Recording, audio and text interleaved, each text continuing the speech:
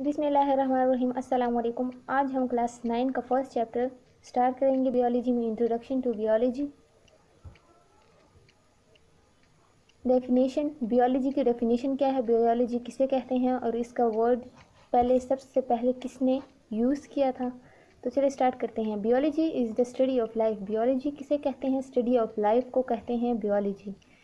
In 1736, a Swedish scientist Carl Linnaeus for the first time used the word biology. Carl Linnaeus एक scientist था Swedish का जिन्होंने पहली बार बियोलॉजी का वर्ड यूज़ किया था। कब यूज़ किया था? 1736 में। ये एमसीक्यूज़ के लिए 1736 डेट याद रखें और ये साइंटिस्ट का नाम भी याद रखें। अब सवाल ये उठता है बियोलॉजी है क्या। तो what is biology? Biology is the combination of two word. Biology दो वर्ड्स का कम्बिनेशन है, बायो एंड लॉजी। अब इनका कम्बिनेशन कैसे है? अच्छा, bio mean life and logy mean to discuss.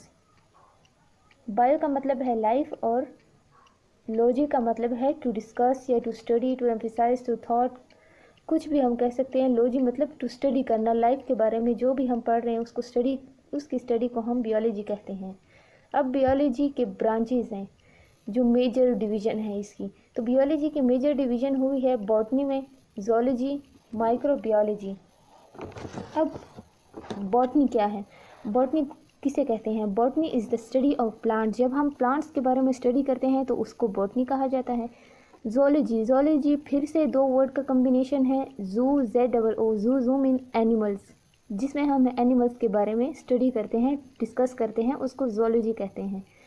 Microbiology, जिस तरह यहाँ लिखा हुआ है माइक्रो और बियोलॉजी, माइक्रो मीन स्मॉल और मैक्रो जब यहाँ आई की जगह ए आ जाए तो वो लार्ज के लिए, बिग के लिए होता है, और माइक्रो ये स्मॉल ऑर्गेनिजम्स के लिए। इसमें हम स्मॉल ऑर्गेनिजम्स, बैक्टीरिया, वायरस वगैरह की स्टडी करते हैं, तो माइक्रोबियोलॉजी इसको कहते हैं। ये मेजर डिवीज़न है बियोलॉजी की।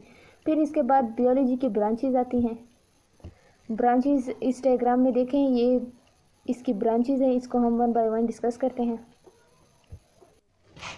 Morphology is the combination of two word. ये दो वर्ड का कम्बिनेशन है, morpho and logy. Morpho mean shape, form या स्ट्रक्चर।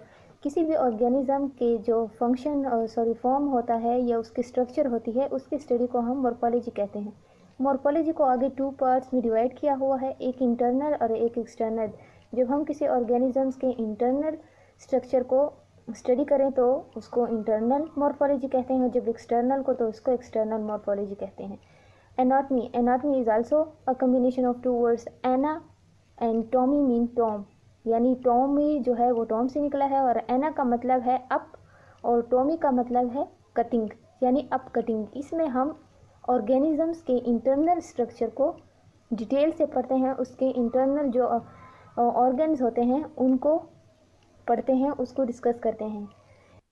हिस्टोलॉजी स्टडी है किस चीज़ की? टिश्यूज़ के बारे में, चाहे वो एनिमल्स में हो या प्लांट्स में हो। जब हम लोग टिश्यू पढ़ते हैं या उसकी कंपोजिशन, स्ट्रक्चर एंड फंक्शन पढ़ते हैं टिश्यूज़ की, तो वो उसकी ब्रांच कौन सी है? हिस्टोलॉजी। ये सारा वाला जो स्टडी है ये सारी हिस्टोलॉजी में आती है। फिजियोलॉजी क्या है? फिजियोलॉजी में ये दो वर्ड का कम्बिनेशन है, physi mean functions, logy mean to discuss, यानी जो हमारे बॉडी पार्ट्स हैं, जो हमारे ऑर्गन्स हैं, ऑर्गेनिजम्स के जो ऑर्गन हैं उनके जो फंक्शन है उसको स्टडी करना फिजियोलॉजी कहलाता है। जैसे अब हमारा हार्ट क्या करता है, उसका क्या फंक्शन है, हमारी किडनी क्या फंक्शन परफॉर्म करती है, इस तरह एक एक इंडिविजुअल ऑर्गन को स्टडी करना फिजियोलॉजी कहलाता है। Embryology is combination of two words, embryo mean zygote, logy mean to discuss. Embryology में हम ज़ायगोट की स्टडी के बारे में पढ़ते हैं कि किस तरह ज़ायगोट डिवेलप होता है, उसकी डेवलपमेंट कैसे होती है इनटू न्यू ऑर्गेनिजम्स। ये जो सारी स्टडी है वो हम एम्ब्रियोलॉजी में कहते हैं।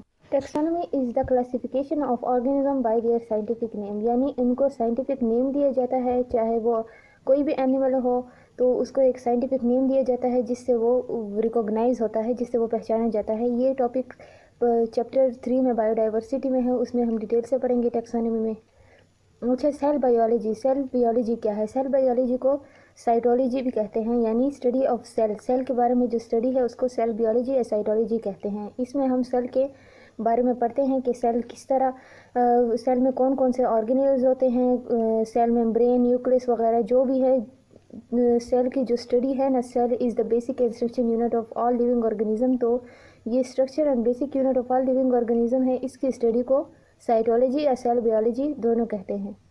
Palaeontology, palaeontology is also combination of two words, paleon and tology. Paleon mean fossils और tology mean ology mean to study. यानी पैलियोंटोलॉजी में हम फॉसिल्स के बारे में स्टडी करते हैं, जो ऑर्गेनिज्म होते हैं जो डेड हो जाते हैं, डिकम्पोज हो जाते हैं, उनसे जो फॉसिल्स उनके जो बाकियात होते हैं उसको पैलियोंटोलॉजी कहते हैं। पैलियोंटोलॉजी में हमारे पास टू टाइप्स है। एक जब हम प्लांट के बारे में, प्लांट की जो स्टडी होती है पैलियन बॉटनी, यानी जो प्लांट के बाकियात रह जाते हैं जिसके प्लांट के फॉसिल्स हो, या फिर पैलियोंटोलॉजी या एनिमल्स के जो फॉसिल्स हो, ये फॉसिल्स के बारे में जो स्टडी होती है उसको पैलियोंटोलॉजी कहते हैं।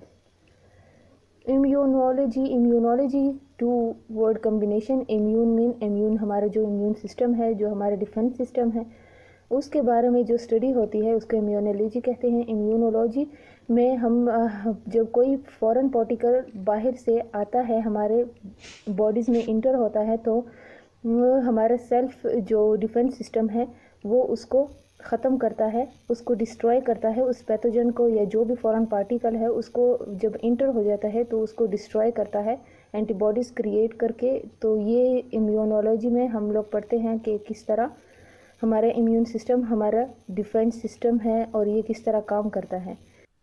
एंटोमोलॉजी, एंटोमोलॉजी में हम स्टडी करते हैं इंसेक्ट्स के बारे में। इंसेक्ट्स यानी आंट्स, जो हमारे पास जो ऑर्गेनिजम्स हैं आंट्स वगैरह, उनके स्टडी को एंटोमोलॉजी कहते हैं।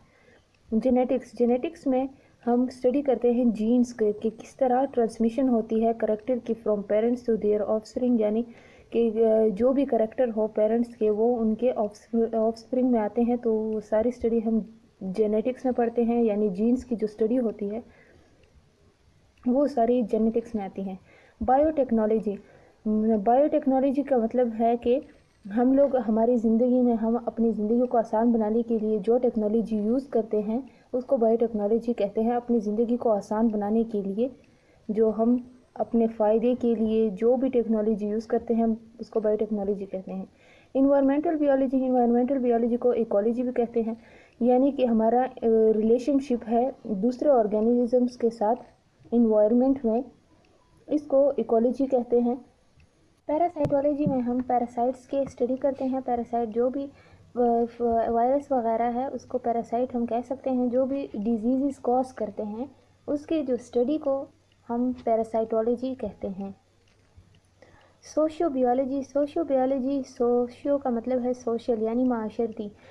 तो जो इंसान का, हम मैन का बिहेवियर पढ़ते हैं, एनिमल्स, किसी भी एनिमल, किसी भी ऑर्गेनिज्म का जो बिहेवियर होता है उसके एनवायरनमेंट के साथ, उसके बाकी ऑर्गेनिजम्स के साथ, तो जो माशरे के साथ, तो उसको सोशियोबियोलॉजी कहते हैं। सोशियो यानी माशरे के साथ जो मैन का या ऑर्गेनिजम्स का बिहेवियर होता है उसको सोशियोबियोलॉजी कहते हैं।